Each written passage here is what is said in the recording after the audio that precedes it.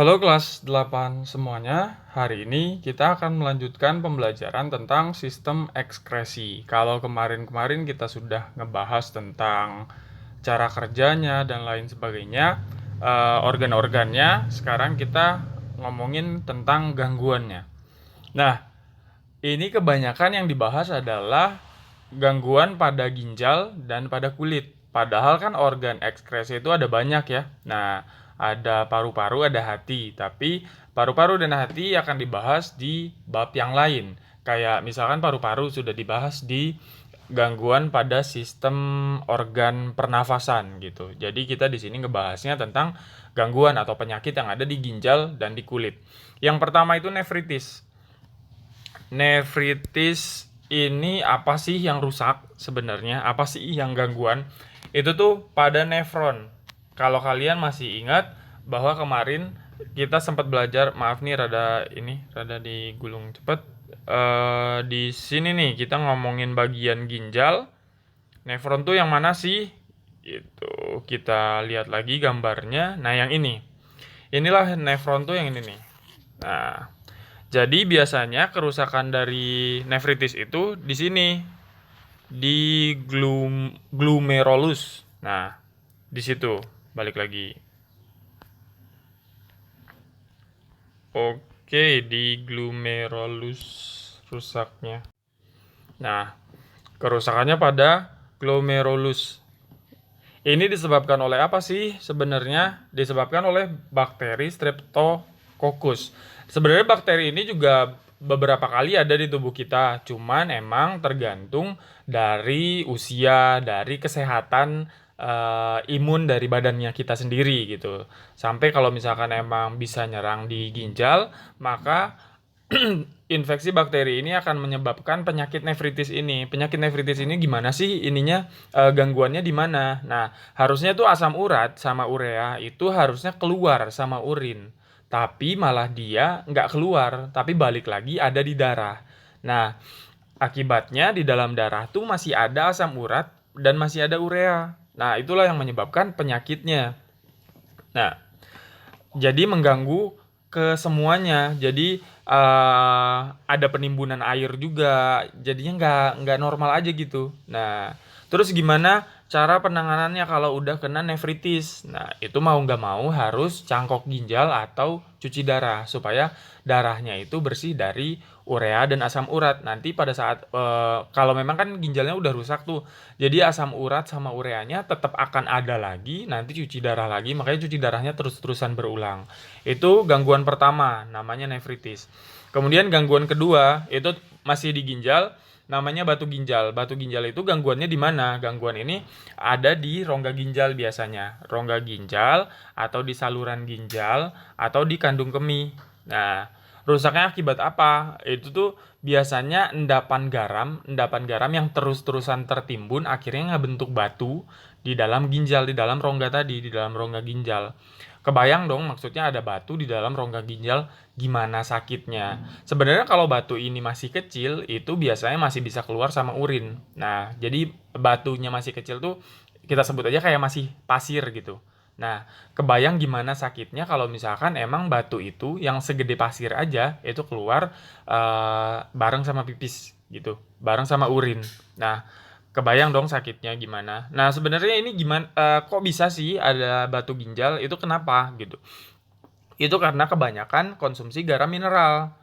Sebenarnya kalau konsumsi garam mineral banyak dan minumnya banyak itu nggak masalah. Tapi kalau garam mineralnya banyak, tapi kita kurang minum air, nah itulah terjadi penimbunan tadi, penimbunan batu, penimbunan garam tadi yang lama-lama menjadi batu. Awalnya jadi pasir, lalu lama-lama jadi batu. Itulah batu ginjal.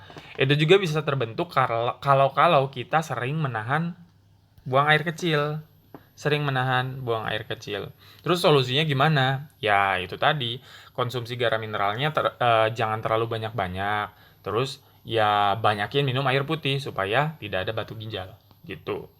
Terus yang ketiga, masih di ginjal juga. Nama sebutan penyakitnya atau gangguannya adalah albuminuria. Ini hampir sama sama yang bukan hampir sama. Rusaknya adalah di bagian glomerulus. Jadi glomerulus itu rusak sama kayak yang nefritis. Nefritis tadi kan glomerulus juga yang rusak. Nah, ini juga glomerulus yang rusak.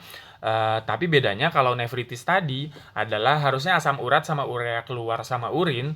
Kalau ini albuminuria malah kebalik. Harusnya protein itu masih ada di darah, tapi malah dia keluar dari urin. Kalau nefritis tadi asam urat itu harusnya keluar.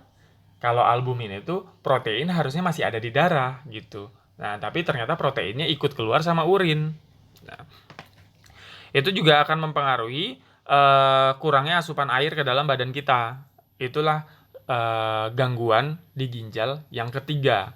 Itu kenapa sih bisa terjadi albuminuria?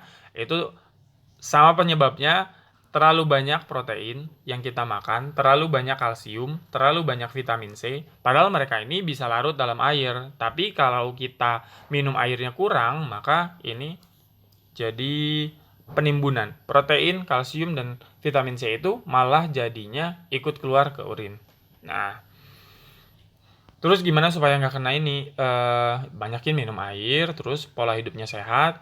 Jadi jangan terlalu banyak terlalu banyak protein dan garam, sama kayak yang tadi, yang ini batu ginjal. Kemudian yang keempat ada hematuria. Hematuria, gangguan hematuria ini ditandai dengan adanya darah di urin. Jadi ada sel-sel darah merah yang ikut keluar di urin. Itu banyak sih penyebabnya. Salah satunya karena batu ginjal tadi yang udah ngegesek. Misalnya batu ginjal tuh bentuknya ada yang tajamnya, berarti akan melukai bagian dalam ginjal di dalam rongganya, yang akhirnya menyebabkan urinnya itu ada darahnya. Nah, itu bisa juga karena infeksi bakteri. Nah, ini minum air putih itu sangat penting untuk ginjal ya, berarti karena di mana-mana gangguan ginjalnya itu bisa jadi karena kekurangan minum air putih. Nah, kemudian yang kelima itu diabetes insipidus. Nah, kalau ini rada-rada tidak bisa dihindari kalau sudah takdir. Jadi ini efek takdir tuh lebih banyak karena diabetes insipidus ini terjadi pada seseorang yang memang kekurangan hormon ADH. Berarti kan kekurangan hormon ADH itu bisa jadi bawaan lahir atau karena sesuatu dari produksi hormonnya tadi. Nah, terus kalau misalkan kena diabetes insipidus ini gimana? Jadinya buang air kecil terus, jadi pipis terus gitu. Karena tubuhnya nggak bisa menyerap air. Jadi ya ibaratnya kita minum air banyak-banyak juga, ternyata nggak diserap sama tubuh, dikeluarin lagi gitu. Nah, itu diabetes insipidus. Nah, solusinya gimana kalau kena diabetes insipidus? Itu mau nggak mau suntik hormon anti diuretik. Nah, itu dia.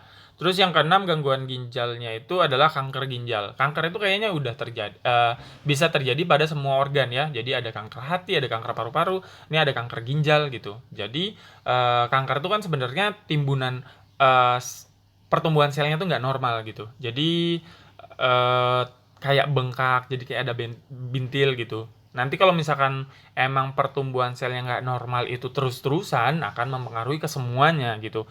Misalkan dari ginjal terus nanti ke organ di sebelahnya, ke usus dan lain-lain gitu. Nah, sebenarnya kanker itu disebabkan oleh apa sih? Biasanya tuh dari zat-zat kimia, bisa dari pengawet, bisa dari pewarna gitu. Makanya kalau makan hati-hti, jangan sampai ada zat-zat yang kita makan tuh malah menyebabkan kanker gitu.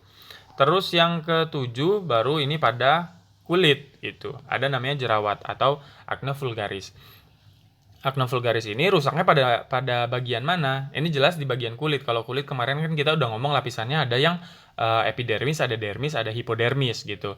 Nah, ini terjadi di dermis. Dermis kan ada kelenjar keringat, ada kelenjar minyak di situ. Kalau jerawat ini gangguannya pada kelenjar minyaknya gitu. Jadi ada penumpukan kulit atau kotoran, penumpukan kulit mati atau kotoran yang menyebabkan harusnya keluar kelenjar minyaknya itu nggak normal jadinya, jadi ketutup. Nah, itulah yang menyebabkan penimbunan minyak di dalam kulit jadinya. Harusnya keluar malah di dalam gitu.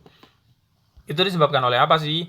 Nah, salah satunya kalau misalkan remaja itu biasanya ada memang hormonal yang menyebabkan pertumbuhan keluarnya kelenjar minyak tuh gak normal gitu. Jadi ada yang karena hormonal atau ada yang memang tidak menjaga kebersihan kulitnya. Itu biasanya terjadi di wajah, di punggung gitu biasanya. Nah, jadi kalau menjaga kebersihan tubuh dan hormonnya normal itu tidak akan terjadi jerawat. Jadi solusinya adalah supaya nggak kena jerawat, ya bersihin wajahnya dari sel-sel kulit mati yang kemarin ada di lapisan epidermis, itu benar-benar dibersihin, jadi dibuang, jangan ada di situ. Oke. Yang kedelapan juga pada kulit, itu namanya biang keringat. Kalau tadi di jerawat itu yang rusak bukan rusak ya, yang ketutup adalah eh, si kelenjar minyak, kalau ini kelenjar keringatnya yang ketutup. Sama ketutupnya karena sel kulit mati atau karena debu atau karena keringat yang ring di situ. Jadi solusinya adalah kalau misalkan kita berkeringat langsung dilap-lap aja gitu supaya tidak menimbulkan biang keringat.